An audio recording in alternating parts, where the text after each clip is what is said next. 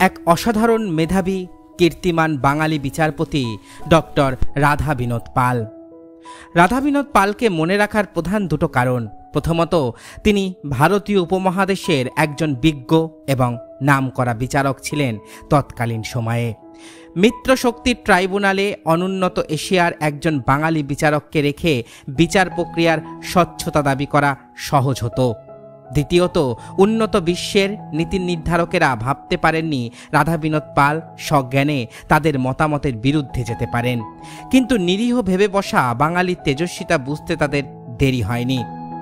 বিচারপতি রাধা বিনোদ পাল, যিনি হিরোশিমা এবং নাগাসাকিতে পারমাণবিক বোমা বিস্ফোরণের পর আন্তর্জাতিক ট্রাইব্যুনালের বিচারপতি নির্বাচিত হয়েছিলেন। রাধা বিনোদ পালের জন্ম 1876 সালে তৎকালীন পূর্ববঙ্গের কুষ্টিয়া জেলার সালিমপুর গ্রামে। ছেলেবেলা থেকেই তিনি বিভিন্ন পরীক্ষায় মেধার প্রমাণ রাখেন।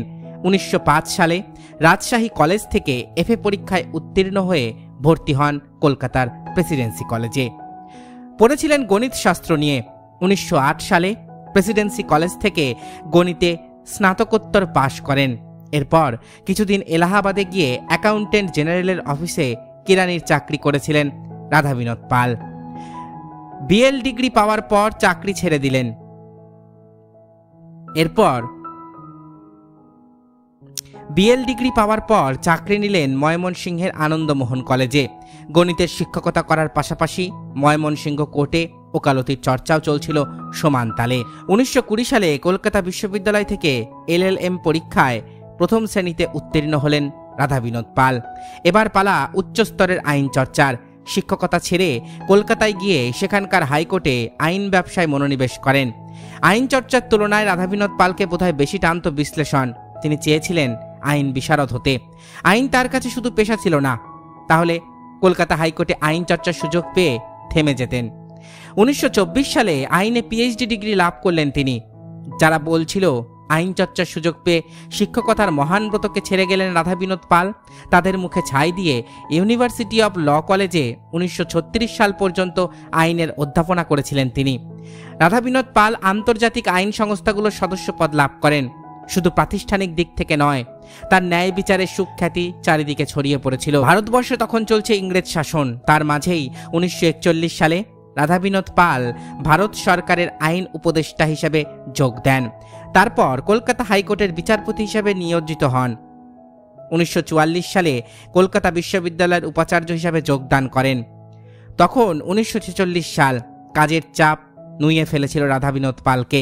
কলকাতা বিশ্ববিদ্যালয়ের উপাচার্য পদ থেকে নিজেকে সরিয়ে নেন। ফিরে যান পূর্ববঙ্গে শেকড়ের টানে। তার দেশের বাড়ি সেলিমপুরের মাটির ঘ্রাণেই বাকি জীবনটা শান্তিতে কাটাতে চেয়েছিলেন। কিন্তু সৃষ্টিকর্তার পরিকল্পনা ছিল অন্য। দূরপ্রাচ্য বিষয়ক আন্তর্জাতিক সামরিক ট্রাইব্যুনাল তাকে বিচারক হিসেবে চায়।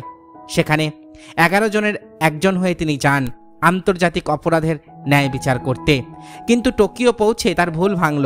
তাকে মেধাবী যোগ্য বিচারক হিসেবে এখানে আনা হয়নি, বরং অবহেলিত দেশের ক্ষুদ্র প্রতিনিধি হিসেবে বিচারকের একটা প্যানেলে সমতা রক্ষার জন্য আনা হয়েছে।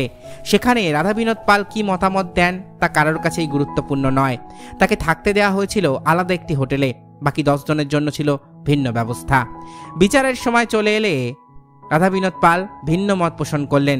জাপান যুদ্ধের আগে ও যুদ্ধ চলাকালে যে কম অপরাধ ঘটায়নি তা সম্পর্কে তিনি ওয়াকিবহাল ছিলেন। কিন্তু দোষ শুধু জাপানের একার ছিল না। নাগাসাকি, হিরোশিমাতে পারমাণবিক বোমা বিস্ফোরণ করে মানবতার অপমান না করলেও জাপান আত্মসমর্পণ করত। এইসব যুদ্ধ অপরাধের জন্য হাজার হাজার নিরীহ মানুষ হত্যার জন্য এই শক্তিশালী দেশগুলোর তাহলে শাস্তি পাওনা আছে। তার এই কথায় ফুঁসে উঠল প্যানেল। তাদের ধারণা, ভারতীয় উপমহাদেশে পাশ্চাত্যের আগ্রাসন বিরোধী এই বাঙালি নিতান্তই মিত্রশক্তি বিদ্বেষী। রাধা বিনোদ পাল জাপানের পক্ষে দাঁড়িয়েছিলেন বলে ভাববার অবসর নেই। জাপান যা করেছিল তিনি তার পক্ষে ছিলেন। বর্তমান সময়ে জাপান দ্বিতীয় বিশ্বযুদ্ধে নিজের আগ্রাসী ভূমিকা লুকাতে রাধা বিনোদ পালের রায়কে ব্যবহার করে।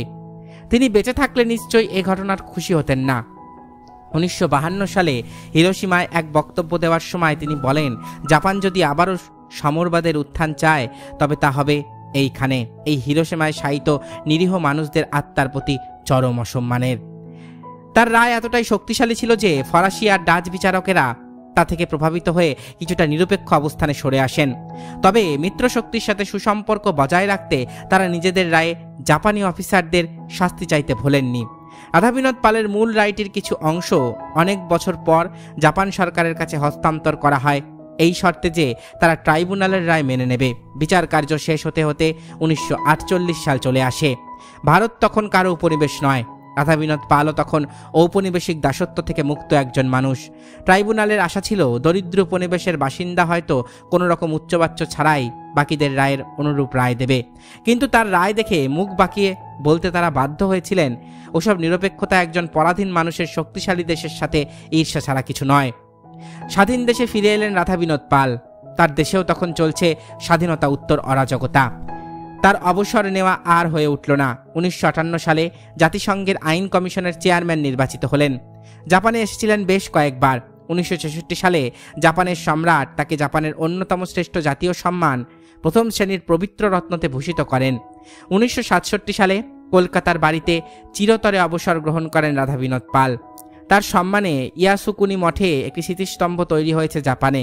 তিনি ভারতের দ্বিতীয় সর্বোচ্চ পদক পদ্মবিভূষণে ভূষিত হন। টোকিও ট্রায়াল টেলিসিরিয়ালিটি দ্বিতীয় বিশ্বযুদ্ধের যুদ্ধাপরাধীদের নিয়ে নির্মিত একটি ওয়েব সিরিজে রাধা বিনোদ পালের চরিত্রে অভিনয় করেছিলেন প্রয়াত ভারতীয় অভিনেতা ইরফান খান। 1967 10ই জানুয়ারি কলকাতার বাসভবনে শেষ নিঃশ্বাস ত্যাগ করেন ভারতীয় উপমহাদেশের জাপান বন্ধু বিচারপতি রাধা বিনোদ পাল। আশা করি ভিডিওটি আপনাদের ভালো লেগেছে। আমার চ্যানেলের ভিডিওগুলো যদি আপনাদের ভালো লাগে তাহলে অবশ্যই চ্যানেলটি সাবস্ক্রাইব করুন, পাশে থাকা বেল আইকনটি ক্লিক করে দিন যাতে পরবর্তী ভিডিও নোটিফিকেশন খুব তাড়াতাড়ি আপনাদের কাছে পৌঁছে যায়। আজকের মতো এখানেই শেষ করছি। ভালো থাকবেন সবাই। নমস্কার।